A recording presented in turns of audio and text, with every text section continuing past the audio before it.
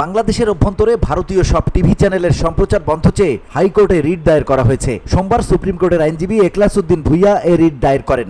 হাইকোর্টের একটি ডিভিশন বেঞ্চে চলতি সপ্তাহে রিট আবেদনটির উপর শুনানি হতে পারে। রিটে কেবল টেলিভিশন নেটওয়ার্ক পরিচালনা আইন 2006-এর 29 ধারা মোতাবেক ভারতীয় সব টিভি চ্যানেলের সম্প্রচার নিষিদ্ধ করতে বলা হয়েছে। সে সঙ্গে বাংলাদেশে ভারতীয় টিভি চ্যানেলের সম্প্রচার বন্ধে কেন নির্দেশনা দেওয়া হবে না তা জানতে চেয়ে রুল জারির আর্জি জানানো হয়েছে। এ ঘটনায় তথ্য সচিব, স্বরাষ্ট্র সচিব, বাংলাদেশ টেলিকমিউনিকেশন রেগুলেটরি কমিশন সহ সংশ্লিষ্টদের রিটে বিবাদী করা হয়েছে। রিটকারীর আইনজীবী এখলাসউদ্দিন ভূঁইয়া বলেন, ভারতীয় চ্যানেল স্টার জলসা, স্টার প্লাস, জি বাংলা, রিপাবলিক বাংলা সহ সব টিভি চ্যানেলের সম্প্রচার বন্ধ চাওয়া হয়েছে।